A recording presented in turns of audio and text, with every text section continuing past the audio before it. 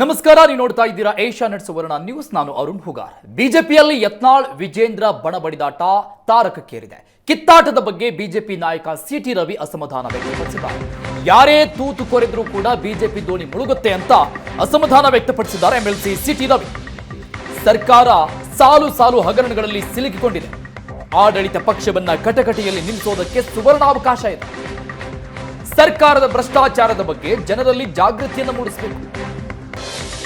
ಹಗರಣಗಳ ವಿರುದ್ಧ ಪರಿಣಾಮಕಾರಿ ಹೋರಾಟವನ್ನ ಮಾಡಬೇಕು ಅಂತ ಸಿಟಿ ರವಿ ಹೇಳಿದ್ದಾರೆ. ಪಕ್ಷದ ವಿಚಾರಗಳನ್ನ ವೇದಿಕೆಯಲ್ಲೇ ಚರ್ಚೆ ಮಾಡ್ತೇನೆ, ಪಕ್ಷದ ವೇದಿಕೆಯಲ್ಲೇ ಚರ್ಚೆ ಮಾಡ್ತೇನೆ. ಬಣ ಬಡಿದಾಟಕ್ಕೆ ಎಂಎಲ್ಸಿ ಸಿಟಿ ರವಿ ಅವರ ಅಸಮಾಧಾನದ ಮಾತಿದೆ. ಒಂದು ಕಡೆ ಯತ್ನಾಳ್, ಮತ್ತೊಂದು ಕಡೆ ವಿಜೇಂದ್ರ ಬಣ ಬಡಿದಾಟ. ಹೈಕಮಾಂಡ್ ಅಂಗಳಕ್ಕೆ ಹೋಗಿದೆ ಈಗಾಗಲೇ.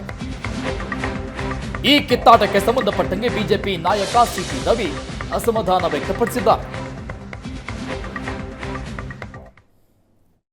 ನಮ್ಮ ಜೊತೆ ಮಾಜಿ ಸಚಿವರು, ಪರಿಷತ್ ಸದಸ್ಯರು ಆದಂಥ ಸಿಟಿ ರವಿ ಅವರಿದ್ದಾರೆ. ಅವ್ರನ್ನ ಮಾತಾಡ್ಸೋಣ. ಸರ್, ಭಾಳಷ್ಟು ಸೀನಿಯರ್ ಇದ್ದೀರಿ ತಾವು ಬಿ ಜೆ ಪಿ ಪಕ್ಷದಲ್ಲಿ.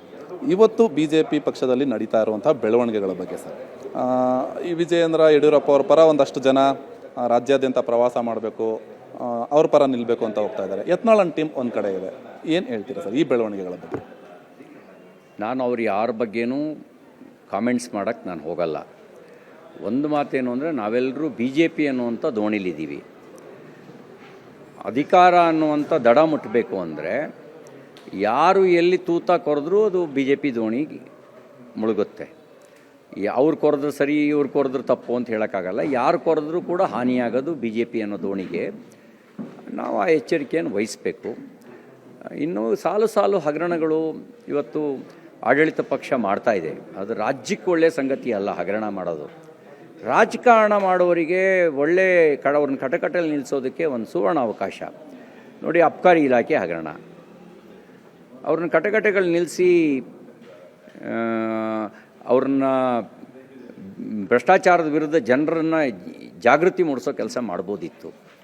ಮೂಡ ಹಗರಣ ಇರ್ಬೋದು, ಮಹರ್ಷಿ ವಾಲ್ಮೀಕಿ ಹಗರಣ ಇರ್ಬೋದು, ಇನ್ನೂ ಬೇರೆ ಬೇರೆ ಇಲಾಖೆಗಳಲ್ಲಿ ಸಾಲು ಸಾಲು ಹಗರಣಗಳು ನಡೆದಿದ್ದಾವೆ. ಆ ಹಗರಣಗಳನ್ನು ವಿರುದ್ಧ ನಾವು ಪರಿಣಾಮಕಾರಿಯಾಗಿ ಹೋರಾಟ ಮಾಡೋದಕ್ಕೆ ಇನ್ನೂ ಹೆಚ್ಚಿನ ಅವಕಾಶಗಳಿದ್ದಾವೆ. ಹಾಗಾಗಿ ಇಂಥ ವಿಷಯಗಳ ಕಡೆಗೆ ನಾವು ಗಮನ ಹರಿಸಬೇಕು. ವಕ್ಫ್ ಬೋರ್ಡ್ದು ಇಡೀ ಜನ ಆಕ್ರೋಶ ಇವತ್ತು ವಕ್ಫ್ ಬೋರ್ಡ್ ವಿರುದ್ಧ ಇದೆ. ಕಾಂಗ್ರೆಸ್ ಪಾರ್ಟಿ ಮತ್ತು ಸರ್ಕಾರದ ವಿರುದ್ಧ ಇದೆ. ಆ ಜನಾಕ್ರೋಶವನ್ನು ಸರಿಯಾಗಿ ನಾವು ಉಪಯೋಗಿಸ್ಕೊಳ್ಬೇಕಾದ ಅವಶ್ಯಕತೆ ಇದೆ. ನಮ್ಮ ಪಾರ್ಟಿಯ ವೇದಿಕೆಗಳಲ್ಲಿ ಚರ್ಚೆ ಮಾಡಿದ್ದೀನಿ ಮತ್ತು ಚರ್ಚೆ ಮಾಡ್ತೀನಿ. ನನಗೆ ಪಾರ್ಟಿ ಪ್ಲಾಟ್ಫಾರ್ಮ್ ಇದೆ ಚರ್ಚೆ ಮಾಡೋದಕ್ಕೆ. ಸಾರ್ವಜನಿಕವಾಗಿ ಈಗ ಸಾರ್ವಜನಿಕ ವಿಷಯಗಳೇನಿದ್ದಾವೆ ಅವುಗಳನ್ನು ಸಾರ್ವಜನಿಕವಾಗಿ ಹೇಳಬೇಕು.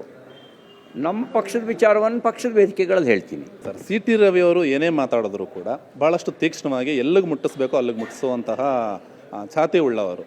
ತಮ್ಮ ಒಂದು ಟ್ವೀಟ್ನ ಗಮನಿಸದೆ ಆದರೆ ಇವತ್ತಿನ ಪರಿಸ್ಥಿತಿಗೂ ಆ ಟ್ವೀಟ್ಗೂ ಎಲ್ಲೋ ಒಂದು ಕಡೆ ಲಿಂಕ್ ಇದೆ ಅಂತ ಅನ್ನಿಸ್ತಾ ಇದೆ. ಏನು ಸರ್ ನಿಮ್ಮ ಟ್ವೀಟ್ನ ಅರ್ಥ? ಅದು ಅನಂತಕುಮಾರ್ ಅವರು ಹೇಳ್ತಾ ಇದ್ದ ಮಾತದು. ಅವ್ರು ಹೇಳ್ತಿದ್ದ ಮಾತನ್ನ ಹಂಚ್ಕೊಂಡಿದ್ದೀನಿ. ಅವರು ಕೆಲವು ಪ್ರಮುಖ ಕಾರ್ಯಕರ್ತರಿಗೆ ಡೈರಿ ಕೊಡೋರು, ಡೈರಿನಲ್ಲಿ ಒಂದು ನೋಟ್ ಬರೆದು ಕೊಡು, ಒಂದು ಕೊಟೇಶನ್ ಬರೆದು ಕೊಡೋರು. ಒಂದು ವರ್ಷ ನನಗೆ ಕೊಟ್ಟ ಡೈರಿನಲ್ಲಿ ಈ ಕೊಟೇಶನ್ ಬರೆದಿದ್ದರು. ನಿಷ್ಠೆ ಎಂಬುದು ಸನ್ನಿವೇಶದ ಅವಶ್ಯಕತೆ ಅಲ್ಲ, ಜೀವನದ ಜೀವಾಳ.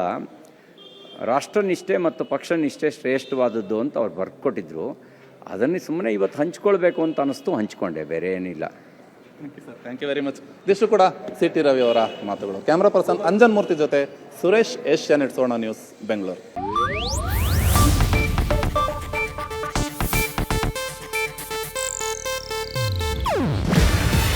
ಇದು ಏಷ್ಯಾನೆಟ್ ನ್ಯೂಸ್ ನೆಟ್ವರ್ಕ್ ಪ್ರಸ್ತುತಿ.